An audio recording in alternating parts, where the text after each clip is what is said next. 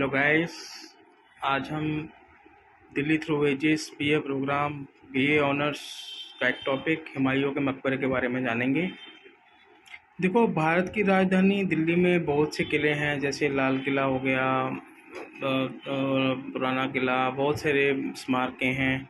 इसमें सबसे ज़्यादा महत्वपूर्ण स्मारक एक हुमायूं का मकबरा भी है, जो कि देश की राजधानी दिल्ली में स्थित है, और ये मुग़ल साम्राज्य की भव्यता और शानदार वास्तुकला की झलक भी पेश करता है। ये मकबरा हुमायूं की पहली पत्नी बेगा बेगम, जिसे हाजी बेगम या हमीदा बानो बेगम भी कहा जाता है, उन्होंने बनवाया था। और मकबरे का डिज़ाइन जो तैयार किया वो किया मिर्ज़ा गियास और उनके बेटे सैयद मोहम्मद द्वारा तैयार किया गया। ठीक है। और हमने इसकी भव्यता के बारे में जानना बहुत ज़रूरी है। यह मकबरा लाल बलुआ पत्थर और संगमरमर के पत्थर से बना है। इसमें 4 मीनारें हैं और चारों मीनारों में मतलब 4 गेट हैं और 4 बाग जिन्हें कहा जाता है। ठीक है ना। और इसकी ऊंचाई 154 फीट और चौड़ाई 299 फीट है। ठीक है। और 4 मीनारें हैं और मकबरे के चारों ओर 4 बाग हैं, जिन्हें 4 बाग भी कहा जाता है।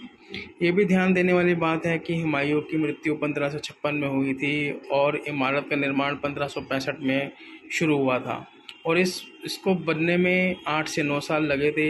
हमीदा बानो बेगम ने ये मकबरा जो है वो बनाया था। ठीक है। हुमायूं के मकबरे का सांस्कृतिक महत्व भी है। ताजमहल भी इसे देखकर बनाया गया। 1993 में यूनेस्को में भी ये शामिल है, विश्व धरोहर इसको कहा जाता है। यह भारतीय उपमहाद्वीप का पहला उद्यान मकबरा भी है और पर्यटकों को अपनी ओर आकर्षित करता है। ये भी ध्यान देने वाली थी कि जब ये हुमायूं का मकबरा जब निर्माण हो रहा था तो ये अकबर की नज़र में बना था। ठीक है। और ध्यान देने वाली बात यह है कि निजामुद्दीन औलिया की दरगाह भी जो है वो भी सामने ही है इसकी। ठीक है। और अकबर की दृष्टि में ये चीज़ बना था, जिसने अकबर को भी आगे चलकर महानता का दर्जा दिलाया। आशा करता हूँ कि आपको ये समझ में आया होगा। Bye bye.